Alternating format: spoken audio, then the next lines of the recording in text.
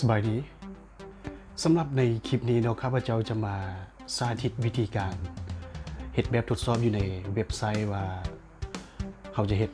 แบบทดสอบแบบใดเนาะซึ่งเป็นการเฮ็ดแบบทดสอบที่เป็นแบบทดสอบในการเลือกสายเรียนในการเลือกอาชีพให้เหมาะกับความสนใจของเขาหรือความมักของเขาหลายที่สุดซึ่งการทดสอบจะเป็นไปได้เขาไปเบิ่งพร้อมๆกันเลยและสำหรับวิธีการเฮ็ดแบบทดสอบเนาะ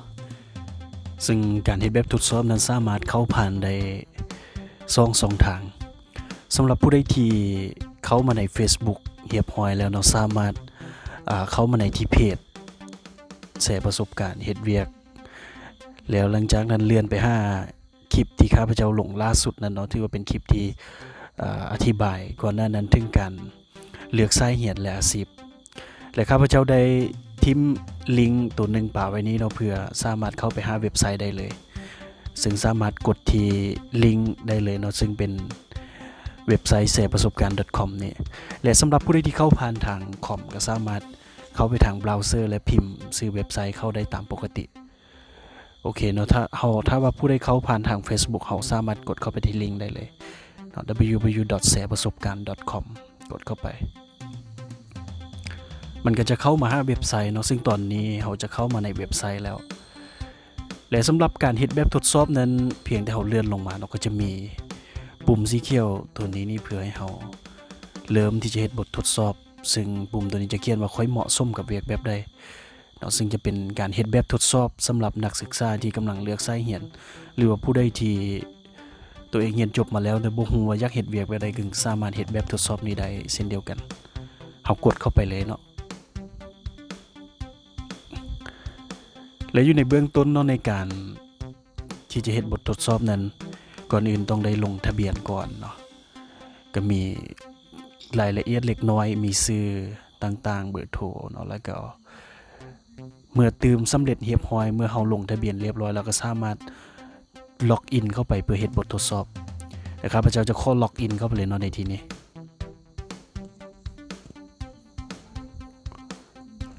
เมื่อมาฮอดหน้าล็อกอินเขาสามารถล็อกอินได้ตามปกติเนาะซึ่งข้าพเจ้าจะลองล็อกอินเข้าไปเป็น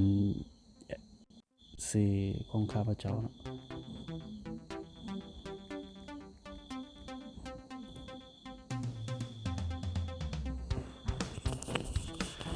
และเมื่อเราล็อกอินเข้ามาเรียบร้อยแล้วมันจะขึ้นมาเป็นหน้าที่ให้เราเฮ็ดแบบทดสอบ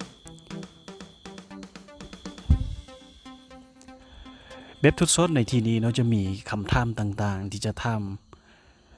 เช่นตัวอย่างว่าเจ้ามักเฮ็ดเวียกในรถบ่เจ้ามัก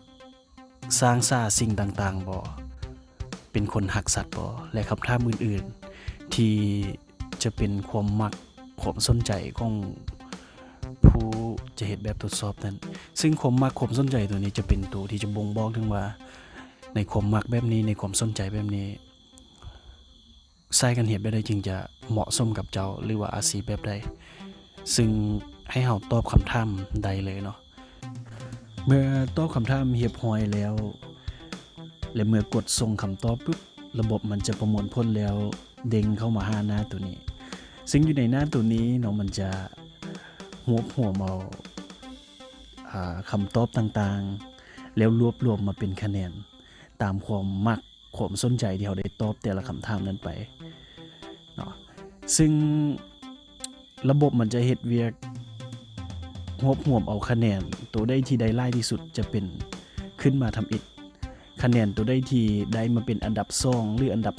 3ตามลำดับลงไปเนาะซึ่งจะมีอยู่6หมวดหมู่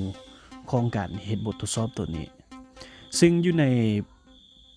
หมวดที่1จน5หมวดที่3นั้นถือว่าเป็นหมวดที่ใกล้เคียงกับสิ่งที่เป็นตัวตนของผู้เฮ็ดแบบทดสอบที่สุดฉะนั้นเมื่อเฮาตอบคำถามแต่ละคำถามไปคืออยู่ในหมวดที่1นี้จากตัวอย่างที่ข้าพเจ้าได้เฮ็ดได้ตอบคำถามเมื่อกี้เนาะหมวดที่1เป็นหมวดของ convention ซึ่งมันก็จะบอกว่าสายการเรียนตัวใดที่เหมาะสมกับผู้เฮ็ดแบบทดสอบอาชีพตัวใดเนาะ ตัวนี้จะถือว่าหมวดที่1นี่จะถือว่าเป็นหมวดที่เหมาะสมกับตัวตนที่สุด และหมวดที่2หมวดที่3ซึ่งการเฮ็ดตัวนี้ก็จะเป็นอีกตัวหนึ่งเนาะที่จะพยายามบ่งบอกถึงตัวตนที่แท้จริงของผู้เฮ็ดแบบทดสอบนั้นว่าในความมักหรือความสนใจของเฮานั้นยังมีทางเลือกหรือว่ายังมีอีกหลายๆทางที่เฮายังสามารถเฮ็ดได้หรือบางครั้งเฮาอาจจะลืมอาจจะลงลืมมันไปว่านี่ก็เป็นความหักหรือว่าเป็นความฝันเป็นสิ่งที่เฮาอยากเฮ็ดมาก่อนคือกันแต่เฮ็ดให้เฮาลืมไปฉะนั้นในการเฮ็ดแบบทดสอบตัวนี้ข้าพเจ้าหวังว่าจะช่วยให้ผู้ใดที่มีปัญหาเนาะในการที่จะเลือกสายเรียนหรือว่าในการที่เฮ็ดเวียกมาได้ระยะหนึงแล้วรู้สึกว่าเวียกนี้บ่ได้แม่นตัวตนของตัวเองเลย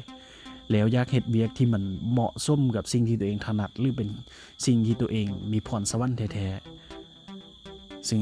แบบทดสอบนี้อาจจะสามารถช่วยได้ในระดับหนึ่งเนาะและข้าพเจ้าหวังว่าแบบทดสอบนี้อาจจะมีประโยชน์สำหรับใครหลายๆคนและนั้นก็คือทั้งหมดเนาะเกี่ยวกับการเฮ็ดแบบทดสอบในการเลือกสายเรียนและก็เลือกอาชีพตามความมักความสนใจของเฮาถ้าว่าคลิปนี้เนาะมีประโยชน์หรือว่าสามารถช่วยหมู่คู่หรือว่าช่วยตัวเจ้าใดก็จะลืมแบ่งปันมันหรือว่าแชร์ต่อคนอื่นๆเนาะเพื่อว่าคนอื่นๆอาจจะได้ประโยชน์จากมันเช่นเดียวกันเนาะซึ่งมาฮอดวันนี้ครับพระเจ้าก็ขอขอบใจและขอจบคลิปไว้ส่ำนี้เนาะ